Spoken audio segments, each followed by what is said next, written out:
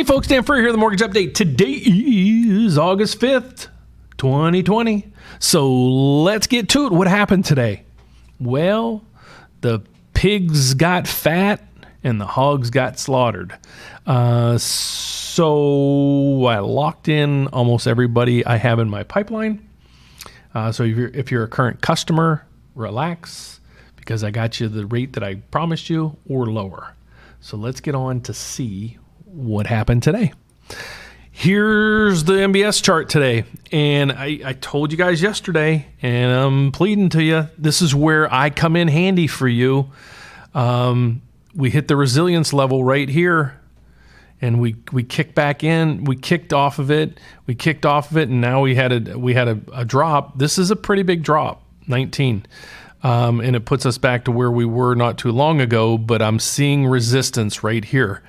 And that's why I locked a lot of people. I don't like this. And it was actually the alert came out about 3 hours after I told my whole team basically to lock everybody in.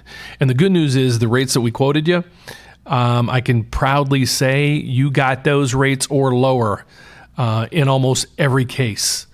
And that's where we are there. So let me go over what this number is, just for the newbies out there. This number right here is is the price of a mortgage-backed security bond.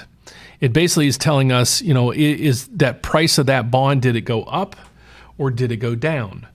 And how does that affect the rate? Well, red is bad. Red means rates are going up. So it's basically, if you see red, that's bad. Rates are going up. If you see green, rates are going down. That's the easiest way for me to explain it. The larger this number is, the worse it is for rates going up. Or if it's a big number in the green, that means rates are coming down. And the bigger the number, the more exaggerated or the bigger the adjustment is in the number. So hopefully that makes sense. So if you have a really big red number, that means rates are going up and could be going up at a decent pace. So that's what we're seeing today. And again, my concern was, and that's why I was sitting at my desk all day long. If you tried to reach out to me or put in new applications, I apologize if I might have not gotten back to you today because I was sitting on the fence and I'm seeing this and you're seeing it starting to, let me go through what I was seeing through the day. Let's see where the market opened. Where did it open? And then I want to go over and explain to you kind of what happened. The market opened down 9, and then it came back a little bit, and then it was down 6, and then it came here. Let's just go through it. Down 9, down. There's our rate lock at 417. We were advised to lock. Dude, I was telling everybody at 10 o'clock to lock because I saw this coming. And then all of a sudden you got down 19 and that's where we closed for the day. So it was not a good day for the bond markets. Why? Well, I don't know. And that's purely the answer because the Fed is continuing to buy bonds. And so the more that the Fed buys, because they're doing this to keep stability in the market. So the news that came out today, and like I say, I try to follow, or what you should follow in this market is a lot of technicals. What is inflation doing? What's the gross domestic product doing? What's employment doing? What's unemployment doing? What's going on with all this stuff? What's the stock market doing? What's the 10-year treasuries doing? Well, we had ADP numbers come in today and it said, well, only 167,000 people got jobs. Here, let's go through this real quick.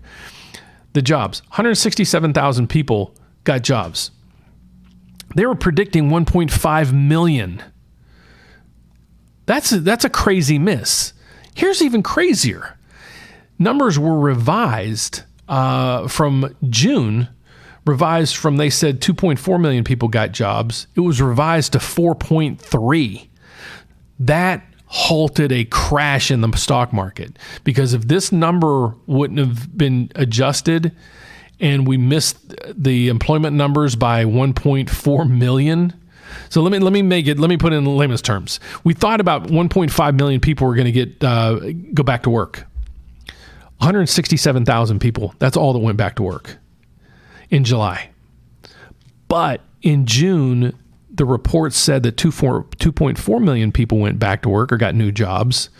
That number was revised almost double to 4.3. That cushioned the market. That was basically the market saying, okay, it's not, when you blend it all, it's not so bad. There's still, 4 million people got back to work in the last 60 days. That is what saved the market. So why, stock market, again, this is the scary piece to me. Why is the stock market up 373 points when there's really not much going on? Yep, some people are going back to work and everything else. But guys, it's an artificial bubble by the Fed, and I'm going to say it, and I'm going to stick by that because I'm seeing my part right here. I lived through a lot of these crashes. I've been doing mortgages for 32 years. I lived through the 1990-ish crash, the 2000 crash, the 2008 crash. I'm not a dooms and glooms kind of person. I usually am very optimistic. But right now, mortgage rates are crazy low. You got to take advantage of it. If you don't, shame on you. That's the best way I'm going to put it. Because no matter what, if you look at this report right here, down through here, interest rates decreased from 3.2 to 3.14, which is 87 basis points lower than they were a year ago. So you can get a rate probably at 1% lower than where you were last year. Does it make sense to do? Most likely it does, especially if you can, in my case, a lot of times I'm clearing a lot of fees for you, or we're working with you on fees to make it not exorbitant. And say it costs you $1,500 to do a mortgage. And you're saving, I had a young man today, he's saving just shy of $500 a month. And I'm not kidding you. He's at 5.5% rate. We're giving him 2.625 APR. I think it was like 3.1. He's saving $485 a month. So you look at it that way. Within 4 months, you've recouped all the costs. Then from there on, you're saving $500 a month. Look at it another way.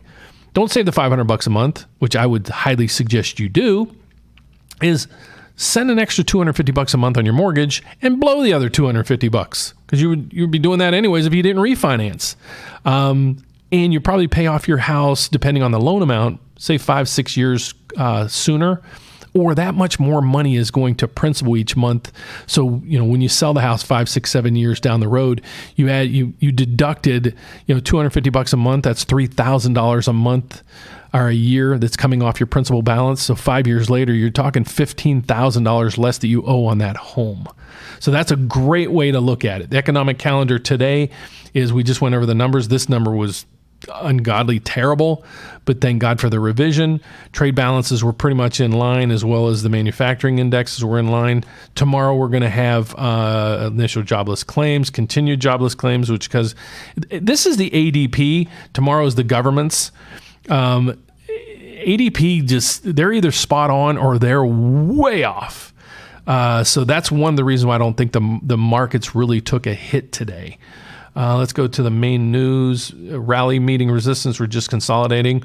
What it's talking about is this rally going to continue? Is it an end, or is it just a consolidation? What happens is, this is a bond that trades.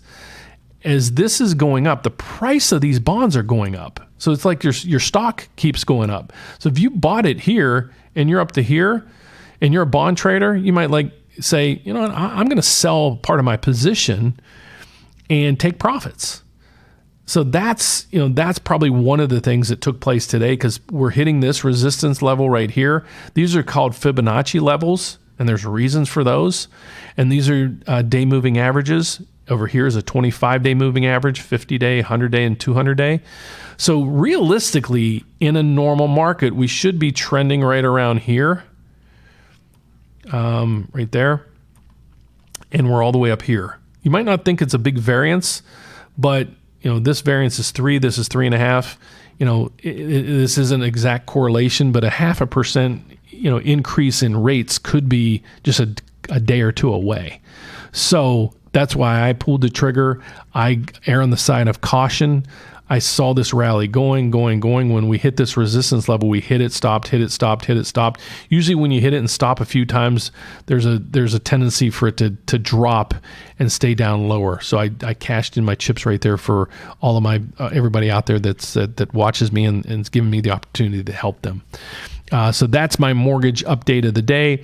If you'd like to get an analysis from me, or to talk to me personally, the best way to do this is just go to therateupdate.com, and here's my phone number here to reach me personally. You can call 844-775-LOAN. That's 844-775-5626. Or my name is Dan Frio. You can reach me at dfrio, F-R-I-O, at preferredrate.com, or go to the rateupdate.com, click home purchase qualifier, refinance checker, or if you're like, you know what, I just want to get this started, go right here, apply now, and get the ball rolling. Awesome website. I hope you like it.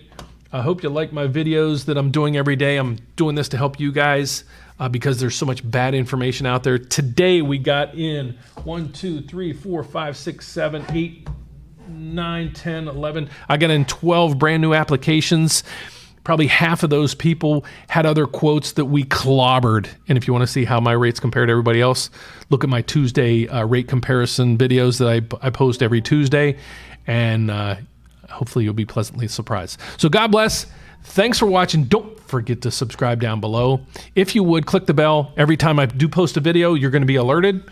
If you want to, I'll try to title it the best I can so you can see and say, I want to watch that one, or I'm going to pass right now. I'm going to enjoy dinner with my family. So I try to do that. And but if I could be of any help, please reach out. We'd love to help you. So God bless. Take care. See you tomorrow. Bye-bye.